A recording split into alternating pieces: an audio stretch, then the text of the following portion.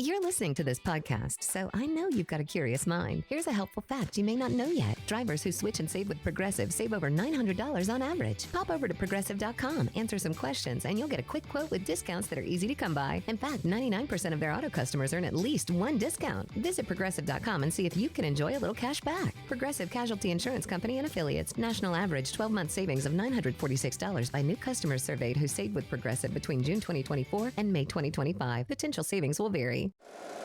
Every team, every topic, everywhere. This is Believe.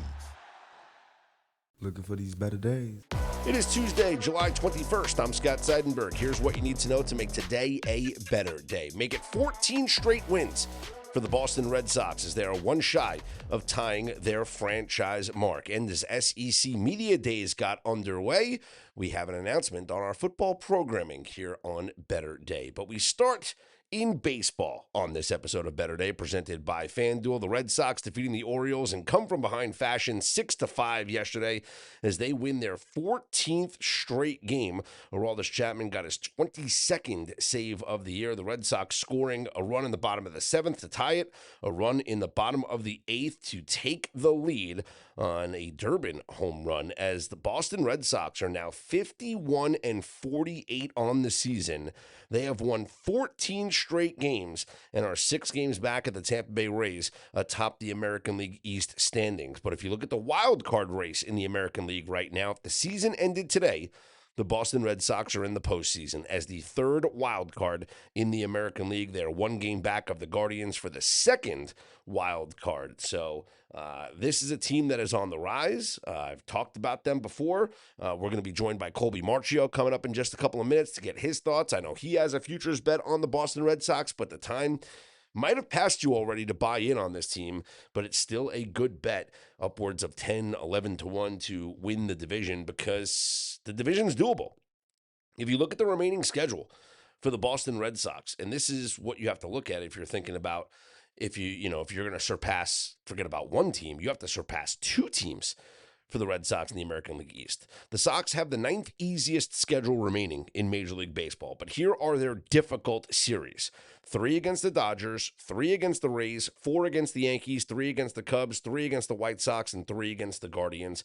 Those 6 games against the American League Central are not difficult games, but they're on this list because those are winning teams. They have their easy games: 6 against the Orioles, 7 against the Blue Jays, 7 against the A's, 3 against the Giants, 3 against the Royals, and 3 against the Angels. Look, the fact is there are 7 games remaining with the teams that are ahead of them in the American League East standings, right? 4 with the Yankees and 3 with the Red Sox. You win 5 of those 7 games, you're going to make up some serious ground in this division. And who's to say when this team loses again? 14 straight wins, 1 shy of their all-time franchise mark. They continue their series with the Orioles here today with Ranger Suarez on the mound for the Red Sox, Kyle Bradish going for the Orioles. So a doable.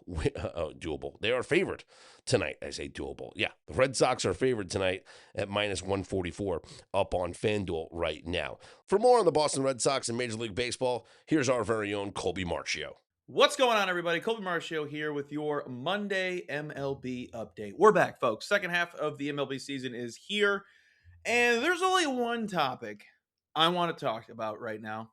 Today, as of time recording, is Monday, and the Boston Red Sox are on a 13-game winning streak, the hottest team in baseball.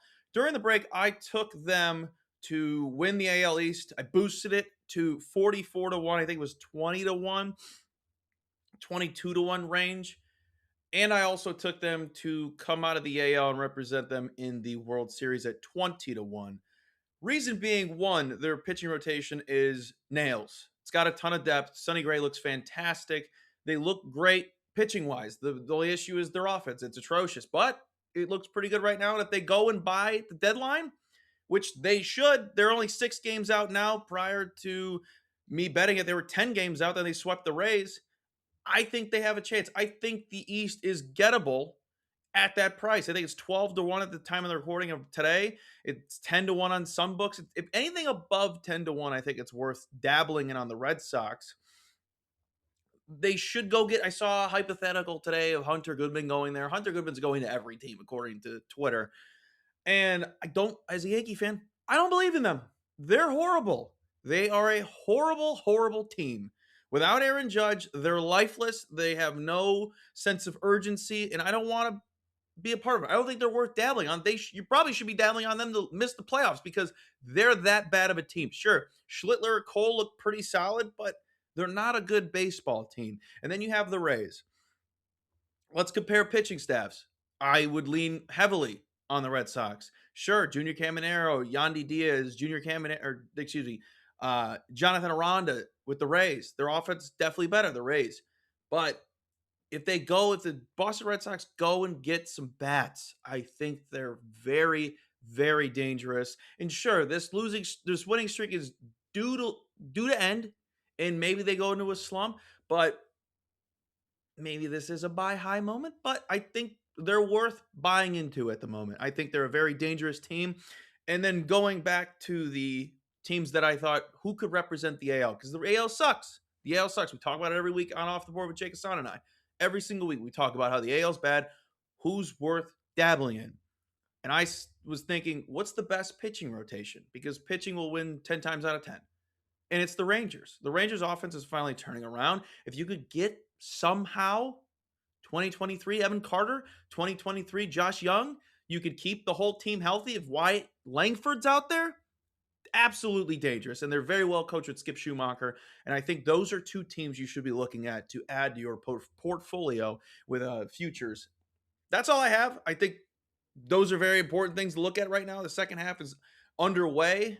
And if you need anything from me, Colby M. Betts on all social platforms. Have yourself a better day. Let's keep winning. There you have it. I like Colby's positioning, and especially when you get to use a boost, as a lot of these sports books do offer.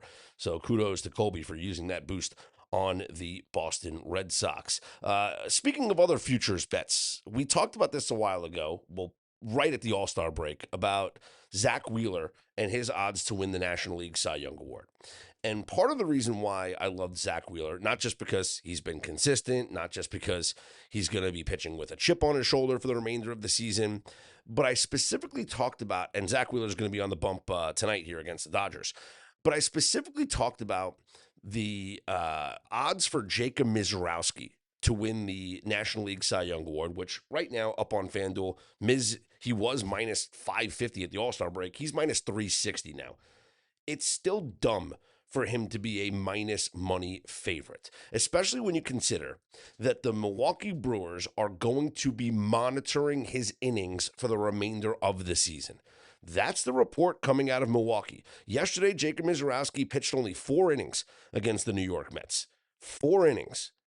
Yes, he had 6 strikeouts in those 4 innings. He allowed 1 run. It wasn't earned. 4 hits allowed, 1 walk. He was stellar. His ERA lowered to 1.57. It's great. All the analytic numbers are incredible for Jacob Misiorowski. But only 4 innings. That's not a quality start. That's nowhere near a quality start. And now the Brewers say that they're going to be monitoring this kid's workload down the stretch. And that's the guy we have to lay north of $3, almost $4 to win the Cy Young Award in the National League? No, thank you. I mean, Christopher Sanchez of the Phillies is the second favorite at plus 700, and Sanchez did pitch yesterday in a win against the Dodgers. Shout out to everyone who tailed us here. We gave out that bet as we loved the Sunday night fade there of the Dodgers, but we also loved backing Sanchez at home. Christopher Sanchez, 3 runs allowed on 7 hits and 5 1/3, 7 strikeouts and 0 walks. But the bet is Zach Wheeler, plus 1,400 right now up on FanDuel still. And the odds will shorten up tonight if he has a good start against the Dodgers, and I expect him to do so. Zach Wheeler has been a model of consistency this season. Philly minus 136 tonight against the Dodgers. Wheeler 10-1 on the season with a 2.13 ERA. And the only reason why you don't see him on the leaderboards is because he doesn't have the innings to qualify just yet, but he will very shortly. And then you're going to start to see him on those leaderboards. And this plus 1,400 number is not going to exist. So go to FanDuel right now and get on Zach Wheeler to win the National League Cy Young Award, especially if he has a good outing here tonight against the Dodgers. That number is going to shorten up significantly. All right, that'll wrap up the baseball conversation. Before we head out here, just want to mention that SEC Media Days got underway yesterday. A lot of coaches speaking to the media and some players, topics coming up. Everyone talking about the SEC and the future of them wanting to break away from the rest of the NCAA. Okay, let's not have that conversation right now. Let's just focus on the play on the field and who we're going to be betting. Yes, this is a big year for Texas and Arch Manning. Looking at your odds to win the SEC up on FanDuel right now, Texas, a plus 300 favorite, Georgia, plus 320 as the second favorite, and then a pretty significant drop-off. Texas A&M and Alabama coming up next at plus 850. Will it be Texas's year? Will it be the Georgia Bulldogs? We will have more college football conversation coming up in the next few days. And we just announced yesterday on Twitter that starting August 13th, the Better Day Football Show, a live stream every Thursday at 2 p.m. Eastern, 11 a.m. Pacific time, streaming live on the Better Day YouTube and Twitter page, featuring myself, the great Steve Fezzik, and one of the best college football analysts out there, Joshua Nunn, a.k.a. Duck. So Scott, Fez, and Duck every Thursday, live stream on the Better Day YouTube and Twitter page. And the best part is you guys can join the conversation. We will have a live chat where you can ask your questions and you can join in with us during the show. Yes, the show will be available in podcast form as well, so you can never miss an episode. You have no excuse to miss an episode, right? But can't wait to get the Better Day Football Show going each and every Thursday for you guys, featuring Fez and Duck. We'll have more announcements in the coming days about the rest of our fall programming, guests for each and every day here on the Better Day podcast, as well as contributors to betterday.com and the announcement of the unveiling of the Better Day mobile app for you guys. So make sure that you're following us on social media at better_day on Twitter. I'm Scott Seidenberg. Here's hoping you make today and every day a better day.